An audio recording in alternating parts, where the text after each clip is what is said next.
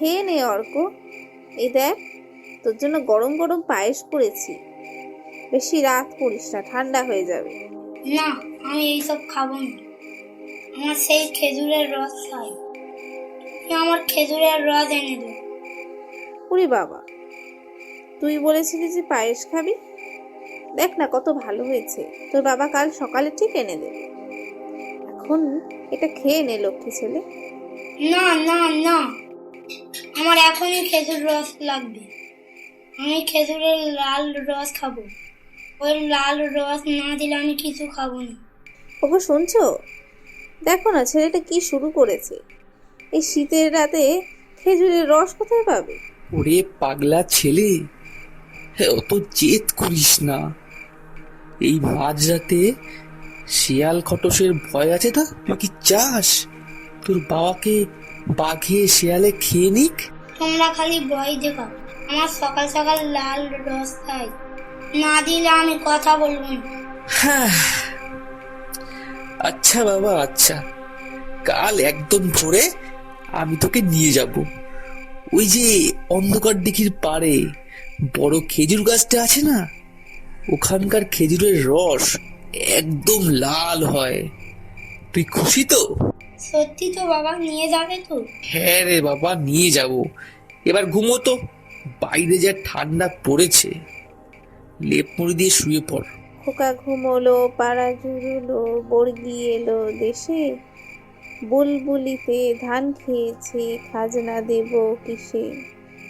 ধান ফুরালো, পান ফুরালো, খাজনার উপায় কি? আর কটা দিন সবুর করো, রসুন বুনেছি।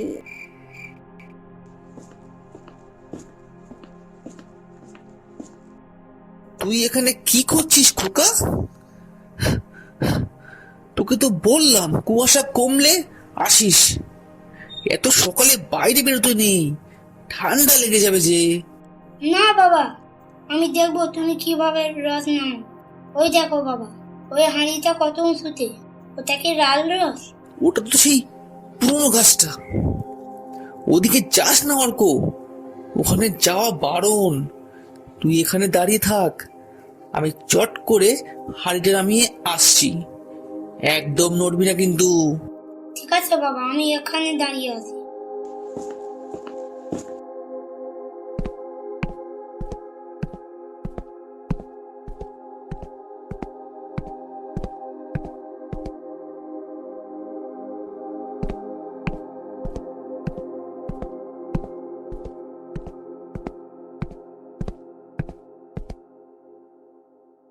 খোকা, খোকা দেখ, এই হাড়ির খেজুরের রসটা একদম টকটকে লাল, ঠিক যেমনটা তুই চেয়েছিলি। খোকা, আরে খোকা কোথায় গেল? খোকা, ওরে খোকা, ওরে ভয় দেখাস না বাবা, বেরিয়ে আয়। খেজুরের রস নিয়ে যাবি না? শিগগিরই আয়। ওগো, আজ এত বেলা হয়ে গেল, সূর্য তো মাথায়। ওরা এখনো তো ফিরছে না। বাপ বেটা কি দুজনেই কুয়াশায় পথ হারালো?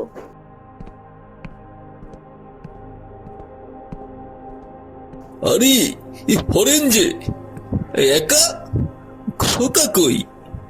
ভোরবেলা তো তুই বাবাটাকেই একসাথে যেতে দেখলাম।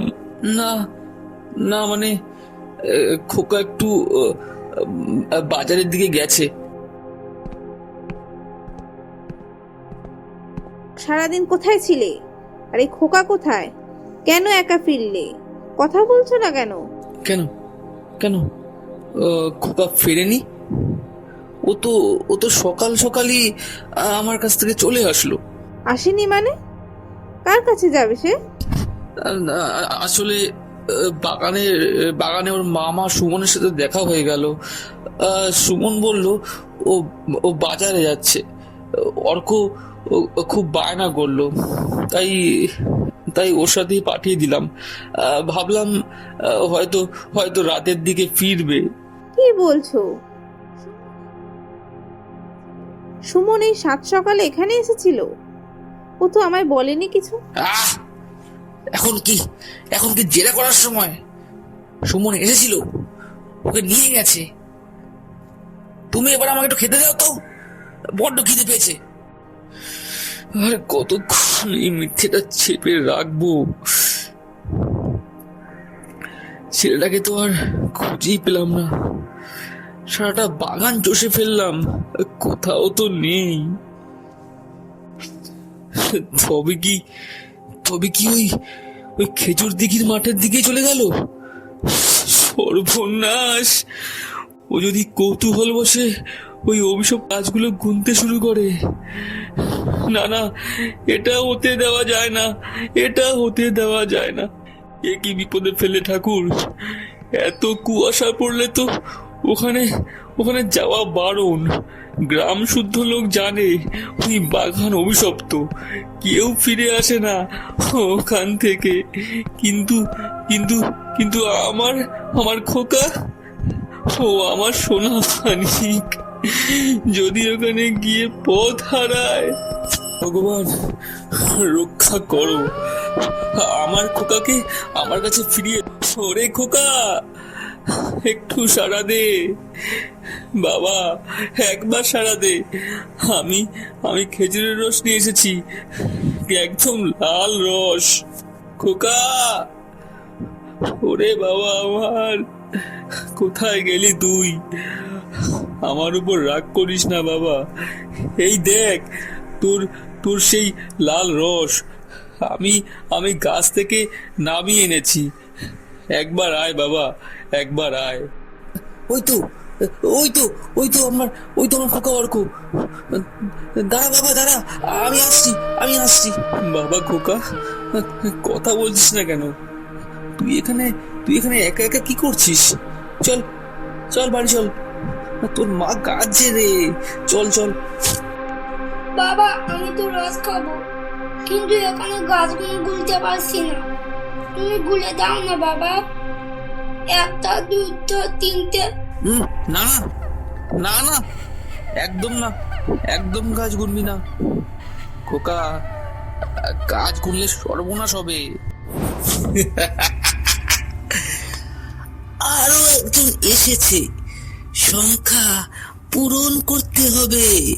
হরেন, তোর ছেলেকে তো ফিরিয়ে দেব না, ও তো এখন আমার এই মায়ার বাগানের অংশ।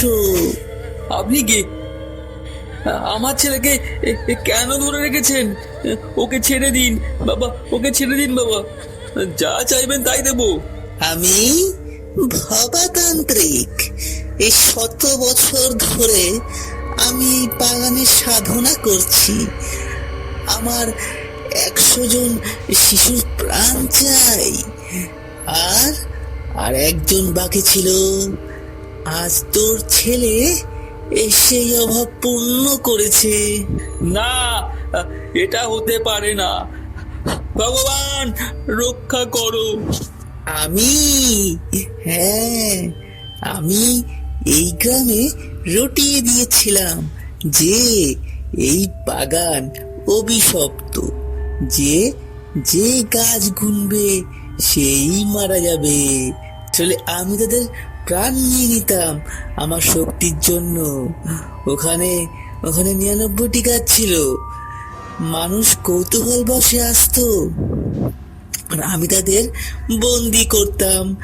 আজ তোর ছেলে 100 নম্বর বলি।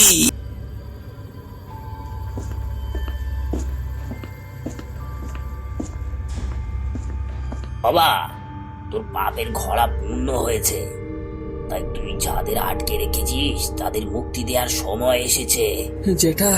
জেঠা, আমার খোকাকে বাঁচান। হরেন, ওখানেই দাঁড়া, নড়বে না। এই হাড়ের হাড়টা শক্ত করে ধর, এটা তোকে রক্ষা করবে। হরেন, সময় এসে গেছে, এই ঝুলিটা তোর কাছে রাখ। এর ভেতরে কি আছে তুই ঠিক সময়ে বুঝতে পারবি। তোর ছেলের আত্মা ওই বড় গাছটার নিচে মিশে যাচ্ছে। ওকে ডাক হরেন, নাম ধরে ডাক। অর্ক, অর্ক, অর্ক, ফিরে আয় বাবা। তোকে তোকে তোকে রসুন বুনে দেবো বলেছি না, খাজনা দেবো না। ফিরে আয় বাবা, ফিরে আসো না আমার। হরেন, ঝুলিটা খোল, ওর ভেতরে থেকে পবিত্র জল আর শঙ্খ বের কর। তোকে ভয় পেলে চলবে না, আজ তোর পিতৃত্বের পরীক্ষা। আমি আমি কি করব? আমার খোকাকে তো ওই কালো ধোঁয়াটা গিলে নিচ্ছে। শঙ্খ বাজা হরেন, যত জোরে পারিস শঙ্খ বাজা। এই পবিত্র ধ্বনি এই মায়ার বাগান তছনছ করে দেবে। থামাও, থামাও! কি শব্দ? আমার 100 বছরের সাধনা শেষ হতে যাচ্ছে। না! শেষ হওয়ারই কথা বাবা, অনেক জীবন নিয়ে কেউ অমর হতে পারে না। তোর পাপের ফল তুই আজই ভোগ করবি। বাবা, আমি কি পথ হারিয়ে ফেলেছিলাম? চারিদিকে খুব অন্ধকার ছিল বাবা, আমি খুব ভয় পাচ্ছিলাম। আর ভয় নেই বাবা, তোর বাবা আছে তো। চল চল, এবার বাড়ি চল। তোর মা পথে বসে আছে।